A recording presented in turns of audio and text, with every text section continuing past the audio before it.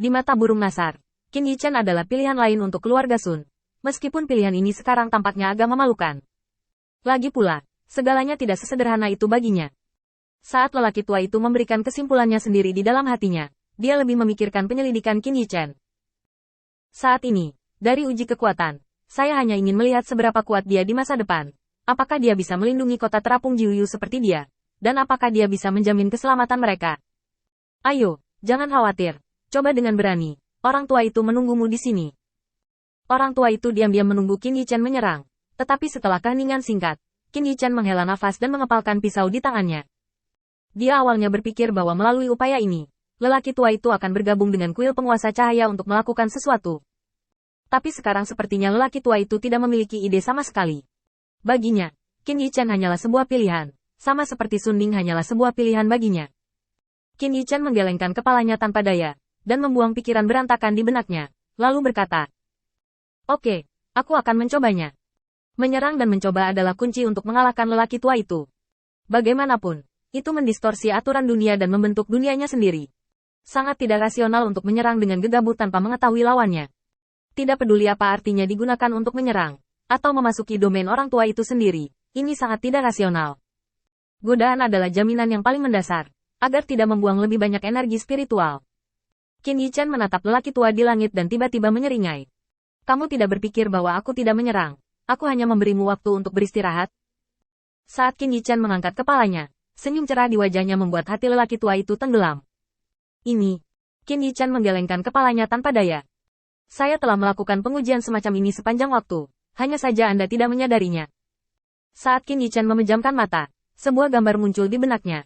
Seolah-olah itu adalah bola yang sangat besar. Setiap bagian interior yang berbeda ditandai dengan warna yang berbeda, dan setiap warna diwakili dengan aturan dunia terdistorsi yang berbeda. Saat gambar terakhir dalam pikiran Qin Yichen muncul, sosok lelaki tua itu muncul di gulungan gambar Qin Yichen, yang berarti bahwa metode lelaki tua itu benar-benar dihancurkan oleh Qin Yichen.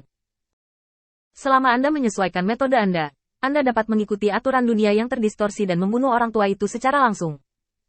Aturan dunia yang telah dipelajari secara menyeluruh tidak akan memiliki nilai dan makna sama sekali. Saat Qin Yichen mengangkat tangannya, nyala api kecil mengembun di telapak tangannya. Awan energi spiritual diludahkan ke dalam api oleh Qin Yichen di depan lelaki tua itu. Ketika dia siap, Qin Yichen menatap lelaki tua itu. "Sebenarnya, kita tidak perlu banyak bertengkar. Saya baru saja memikirkannya dengan hati-hati. Alasan mendasar mengapa Anda bersaing dengan saya sekarang adalah keselamatan keluarga Sun. Bagi keluarga Sun, saya hanya tamu jangka panjang dan stabil. Tetapi justru karena waktu yang lama. Istilah yang saya butuhkan lebih dalam keluarga Sun. Ada orang yang bisa saya percaya. Sun Jiufeng adalah orang yang saya pilih. Tidak peduli seberapa buruk kekuatannya. Tidak peduli seberapa buruk bakatnya. Saya memiliki sumber daya untuk ditumpuk dia. Sampai batas bakatnya. Yang saya butuhkan adalah bahwa sekutu bukanlah musuh. Dan kita tidak memiliki konflik kepentingan. Mengapa kita tidak mengakhiri lelucon ini dengan taruhan?" Orang tua itu ragu-ragu sejenak. Dan dia tahu bahwa apa yang dikatakan Qin Yichen tidak salah. Sebelumnya, ketika dia tidak tahu maksud Qin Yichen, ketika dia tidak tahu tujuan Qin Yichen, mendukung Sun Ning adalah pilihan terbaik, bahkan jika perbuatannya buruk. Tapi sekarang, dia melihat kemungkinan lain. Sun Ning bukan lagi satu-satunya tujuannya. Artinya, dia punya lebih banyak pilihan dan hal yang berbeda. Melihat pemandangan di depannya dengan ringan, lelaki tua itu menggelengkan kepalanya, mengangguk lagi, lalu berkata, "Pertama, beritahu saya apa itu taruhan." Qin Yichen melemparkan bola api di tangannya dan menangkapnya dengan mantap. Dengan sedikit kesombongan di wajahnya, tampak seperti seorang pria muda, tidak setua sebelumnya. "Dengan cara ini, jika bola api ini dapat mengenaimu, jangan ikut campur dalam urusan keluarga Sun. Saya dapat menjamin bahwa Sun Jiufeng akan hidup, dan keluarga Sun lainnya tidak akan terpengaruh oleh perebutan kekuasaan ini. Selain itu, Anda juga dapat berjanji untuk memberi keluarga Sun sumber daya yang cukup sebagai harga yang dibayarkan di muka untuk membeli bahan baku tentara Tao, memulihkan kekuatan internal keluarga Sun, dan menunggu hingga sumber daya cukup untuk membayar. Tentu saja, jika aku tidak memukulmu, maka aku akan keluar dari pertempuran keluarga Sun. Bagaimana menurutmu?" Dengan senyum acuh tak acuh di wajah Qin Yichen, lelaki tua itu ragu-ragu.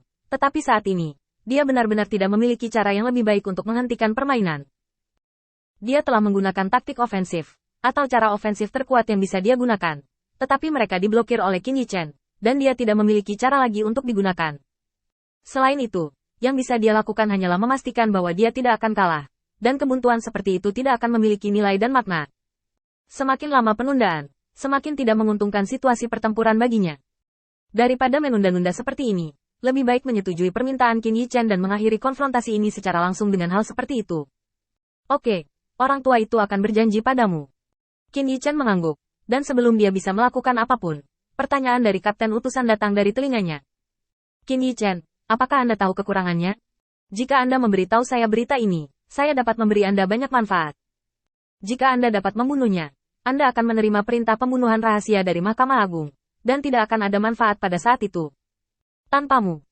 Pikirkan baik-baik, kamu hanya perlu membunuh benda tua ini, 10 kota terapung, jutaan awan dan tanah. Manfaat ini adalah milikmu. Undangan yang tiba-tiba membuat Qin Yichen sedikit tergerak.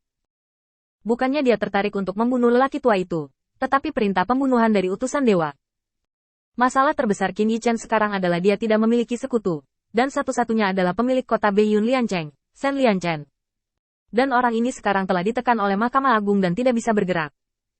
Ingin menemukan kekuatan yang ditekan oleh Mahkamah Agung di mana-mana dan mengumpulkan kekuatan mereka. Inilah yang paling diinginkan Qin Yichen, dan Mahkamah Agung sama sekali tidak mungkin untuk berteman. Karena pemahaman inilah Qin Yichen sekarang sangat ingin tahu di mana sekutu yang dia butuhkan, terutama mereka yang cukup kuat.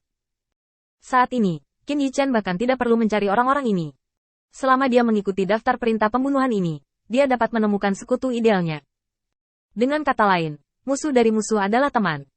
Kekuatan ini hubungan alami sudah cukup pada tahap awal memecahkan banyak masalah.